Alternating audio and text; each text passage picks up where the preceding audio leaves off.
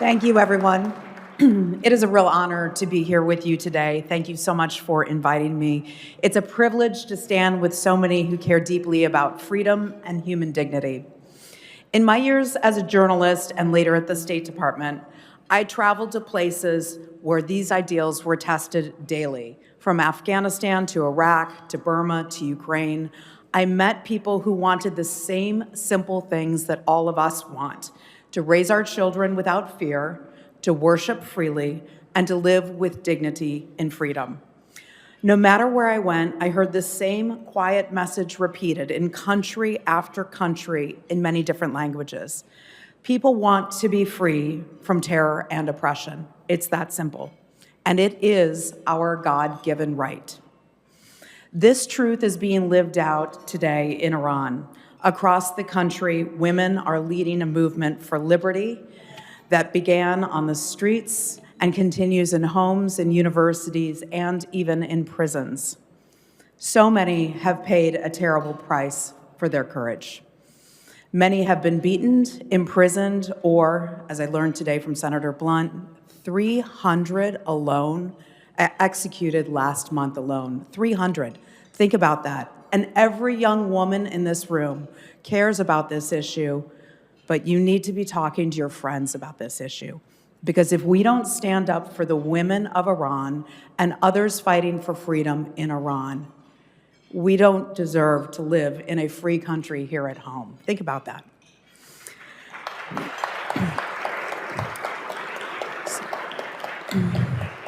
So many remain confined in Evin prison, and so many still find ways to resist and maintain hope. I've read the stories about mothers who whisper to their daughters that freedom is worth the cost, of women who refuse to cover their hair, even though they know the consequences.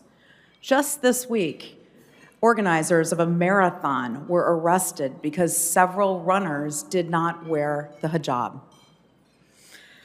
Journalists and students are still finding a way to share their news of what is happening inside their country, and they're so incredibly brave. The bravery reminds me of the fight for freedom is not an abstract ideal. It is a lived experience, often carried forward by women. The opposition movement's leadership reflects this spirit. Maryam Rajavi's vision, and loved hearing from her earlier today, expressed in her 10-point plan, speaks to values that Americans across the political spectrum, different parties, care about: universal suffrage, free elections, and equal participation for women.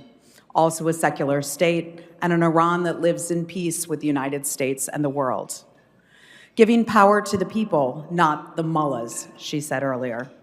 These are not partisan principles, they are human ones. And it's incredible to see Republicans and Democrats working together on this issue here in Washington.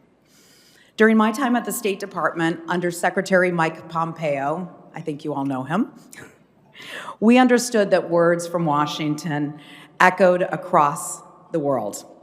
In 2017, when we withdrew from the JCPOA, we did so because Iran had violated its commitments. Sanctions followed, and the regime's ability to fund repression and terror was sharply reduced. Those measures weakened the regime's reach, but they did not end the suffering of the Iranian people. What we need now is a renewal of American clarity. America's strength has never rested solely on our military power, as our generals and others will know that in this room. It also rests on the power of public diplomacy and our ability to tell the truth and give voice to those who are silenced. When I briefed the press from the State Department podium, we were able to use that platform to highlight voices of people who are fighting for freedom in places like China, Venezuela, and also Iran. This kind of public diplomacy matters. Today, the State Department's regular briefings have become far less frequent, while nations such as China and Russia expand theirs and shape international coverage. As a result, America's perspective is lost in fragile parts of the world where our message matters most and where people need to hear America calling for dignity, freedom, and human rights. Now, President Trump's new national security strategy recognizes that America's strength depends not only on force, but on the power of ideas.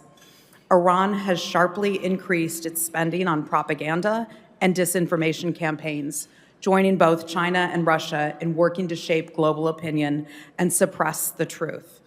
The United States has its own tools, including Radio Farda, Al-Hurra, and others, which continue to operate, though at a reduced capacity.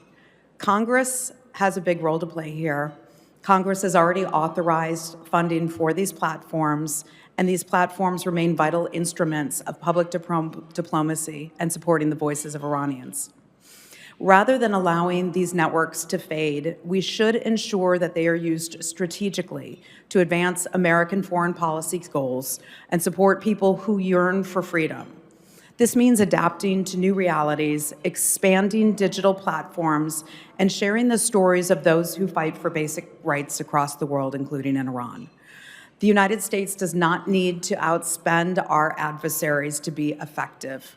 We have truth on our side, and so do our friends in Iran, and that matters. We need to ensure that that continues to be heard. We must continue to stand with the men and women who are demanding change for themselves. We must keep their stories in the light. We must continue to echo their voices, even though the political cost is so high for so many back home. We need to continue to call for the release of those imprisoned for acts of conscience.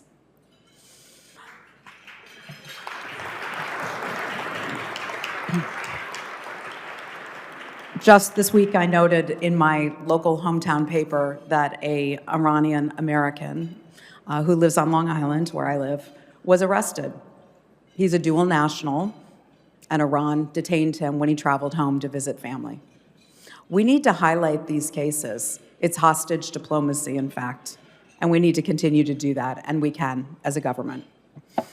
The women of Iran are showing the world what leadership looks like under impossible conditions. Their courage challenges us to match moral conviction with action, and Congress can do this by supporting Persian language media and by amplifying Iranian voices in hearings and in public forums like this today, and by insisting that human rights remain central to our diplomacy. Freedom's enemies thrive when there is a void. So let's be sure that America's voice continues to remain a source of light for those still behind bars and for the generations of Iranians who believe that their future, your future, can be free. Thank you very much.